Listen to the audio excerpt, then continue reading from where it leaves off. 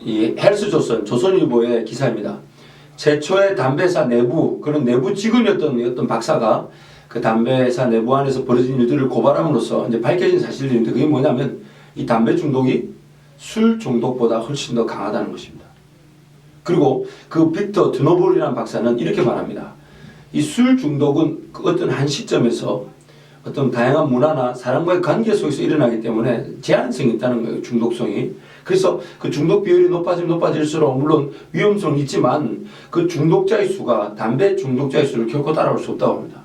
그래서 개인이 한 사람이 술에 중독에 취해서 술을 먹는 그 중독의 수가 담배 중독자에 비하면 아무것도 아니라는 얘기죠. 여러분 이 술 마신다고 지옥 가는 건 아닙니다. 담배 핀다고 지옥 가는 건 아닙니다. 그런데 도대체 술과 담배, 특히 오늘 우리가 나눴던 성경 공부가 담배였는데 이 담배에 대한 이 하나님의 관점, 하나님이 원하신 건 뭘까요? 다름 아닌 이 술보다 훨씬 더 중독률이 높다는 얘기는 우리는 이렇게 해석할 줄 알아야 됩니다. 훨씬 더 많은 시간을 담배 때문에 뺏길 수 있고요. 훨씬 더 많은 위험이 담배 때문에 건강 혹은 관계, 문화적 영역 속에서 훨씬 더 많은 위험들이 나타날 수 있다는 것이고 무엇보다도 시간뿐만 아니라 우리의 물질조차도 그 담배로 인해서 하나님 원하신 진정한 목적을 위해서 사용될 수 없다는 것입니다.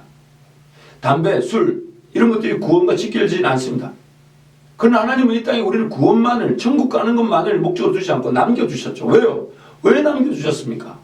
왜 남겨준 자리에서 시간을 허락하시고 또 물질을 허락하신 이유가 뭘까요?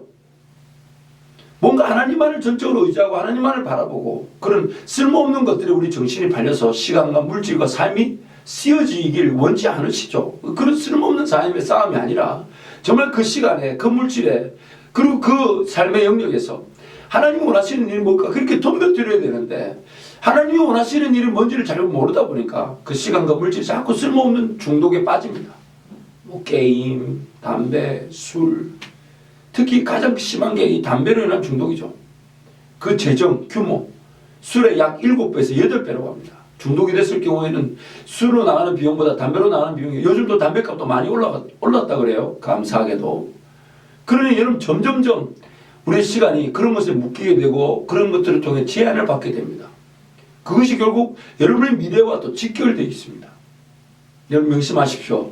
담배 핀다고 지옥 가는 건 아닙니다. 그러나 담배를 피므로 말미암아 여러분이 하나님이 허락하신 그 물질이 잘못 그쪽으로 쓰여지고 있다는 것 그리고 그 물질이 결국 여러분의 미래의 꿈과 비전과 직결되어 있다는 것을 여러분 명심하시고 담배 그런 그 자체를 의지하고 그 자체를 의존하고자 하는 그 생각을 내려놓고 하나님이 내 삶에 무엇을 원하실까? 나에게 허락하신 시간과 물질과 삶이 어떻게 쓰여지길 원하실까? 거기에 귀를 기울이면서 자유하기를 간절히 기도합니다.